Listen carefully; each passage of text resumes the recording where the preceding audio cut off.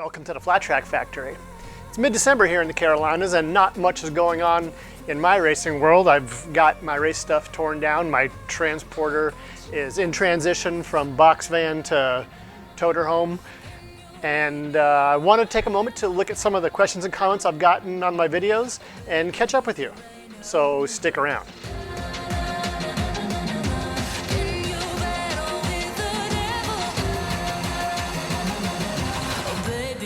Game over.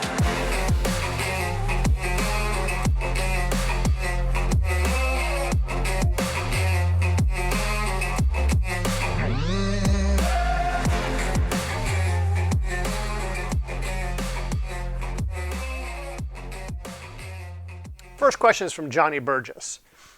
Do you have only one race engine? When will it arrive back from the rebuild? How many races and practice days do you do each year? Cheers and happy Christmas. Sound like you're from the other side of the pond, so happy holidays to you too. Thanks for the question. First questions first, do I have only one race engine? Well, I've been racing with just one race engine for the past several years, and that presents some problems. It's a very reliable build, but every once in a while something I'd like to have worked on, and or I'd like to ride some practices like you mentioned in your other question. And I don't really want to put so much time on that. So we've been working, I don't know, for the past year and a half on an engine. I actually bought out of England, where I think you might be from. And it was a stock engine, so we had to pull it down and see if we can put a different head on it and that sort of stuff. So we're kind of mixing and matching to build kind of a B engine and maybe an entire B bike. When it'll arrive back from the rebuild, I don't know. My engine builder gets quite busy, and this is why you may have seen in my last video while I tore the bike down immediately after our other race to try to sneak it in before his Daytona crowd starts getting antsy. That starts up in March, so I like to be in way ahead of that so I can get in before he's slammed, and we'll see. I'm getting antsy though. I really want to. I'm going to probably text him tomorrow because I can't stand not hearing from him. How many races and practice days do you do each year? Well, probably about 18, 15 to 20. I live in the Carolinas, and there is easily one race a month within 2 hour, 3 hour, maybe 4 hour drive of me. But if you want to race in America every weekend, you can do that. You may have to drive 6, 7, 8, 9, 10, 11 hours, and many of us do. Kind of the nature of America is that we have a lot of racing opportunities if you're not afraid to drive. Let's dig into this a little bit farther and do some math on your question. It got me thinking. So how much time is on my engine? Well, like we said, let's just say, 15, 20, let's for math purposes say 18 races a year we'll do the calculations on. I race the 2 pro classes, and that ends up being 2 practices, 2 heats, and 2 mains. If something goes poorly and there's a big field, you could run a semi. I try to avoid that. So 60 laps, 19 seconds a lap, is about 19 minutes of race time per event, plus some warm-up and things like that. But we're just going to count race time here. So at 18 races per year, 19 minutes per race event is about 5.7 hours of race time per year. Then you asked about practice days. Well, to split hairs, I guess I'm a veteran now, and I've been doing this the vast majority of my life, and I don't practice per se anymore as much as I just love to ride. So I'll ride for fun if there's a great track available, or I may be testing something, and I probably do that, I don't know, 10 times a year or so. And I don't really like to mile my stuff up. I may put a picture up here of what can happen on Carolina clay, southeastern red clay, to a tire, and this can get quite expensive. So it's not really a sport that I can do. I can ride like I want to, and do the lap times, and push for the 8, 9, 10 tenths, and have a tire budget I can deal with. So it's a great question. Thanks. Cameron Richardson says, "You're doing so much for the sport. Flat track has always seemed unattainable until I found your channel. Thanks." Cameron, that makes me feel like a superhero. Thank you so much for sharing that. This channel started as a bit of a technical exercise for me and immediately morphed into making flat track accessible, understandable. I noticed nobody was teaching people how to flat track, and I'm professionally a teacher of some sorts, I suppose you could say, and I love flat track. So being able to give back to the sport is it makes me feel great. And seeing new guys at the track that come up to me and say, "Hey, you know, I didn't know how to do this until you were found on YouTube," makes me feel special. So the sport's given so much to me. I'm honored to give back, and appreciate you saying so. Somebody, I won't tell you who, said this video was was helpful and could have been condensed to 5 seconds.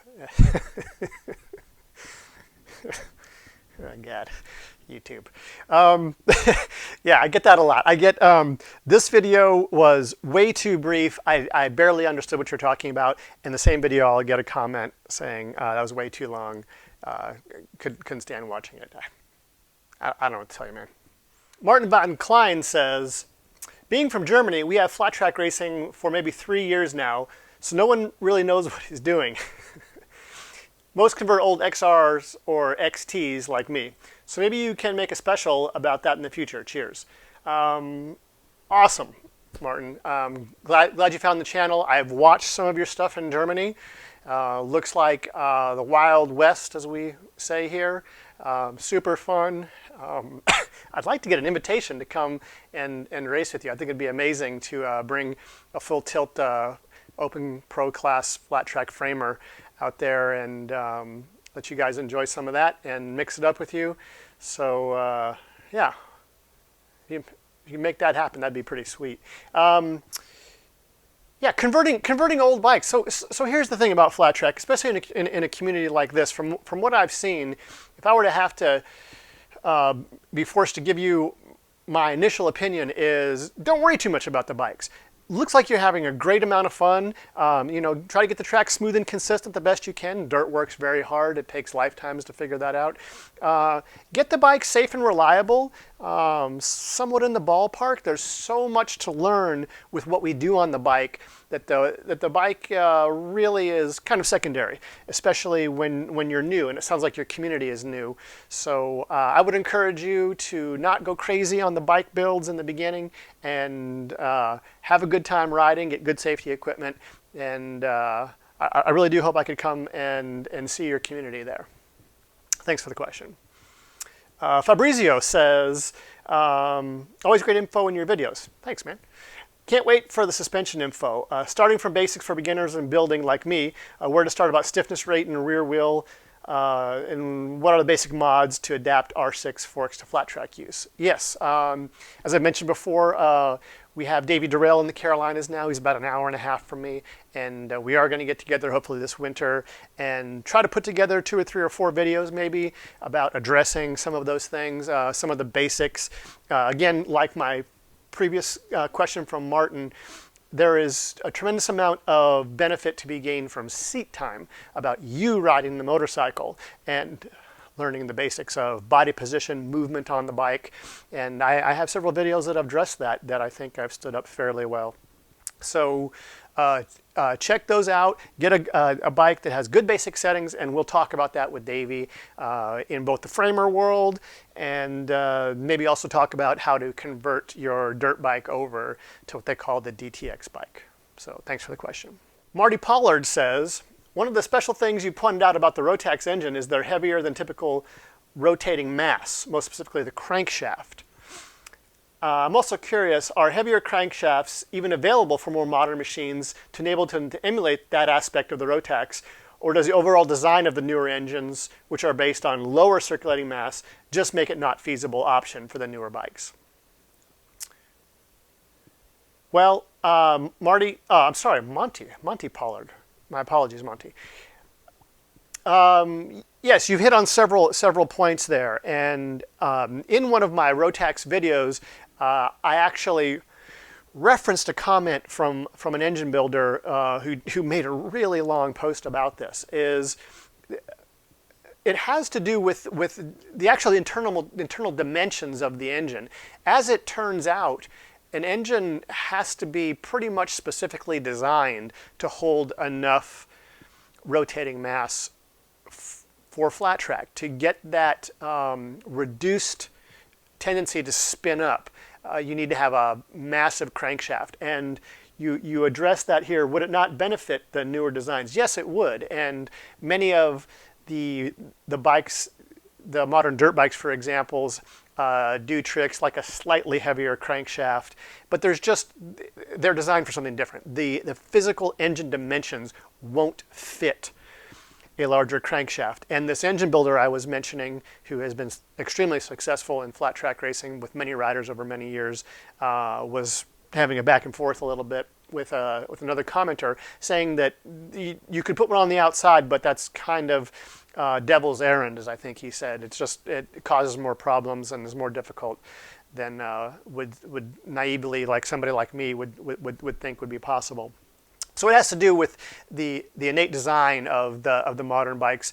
The Rotax just, I think maybe accidentally, just had enough rotating mass in it that it ended up filling a niche. And like I said before, this is now, when the calendar turns on New Year's, it's going to be 40 years.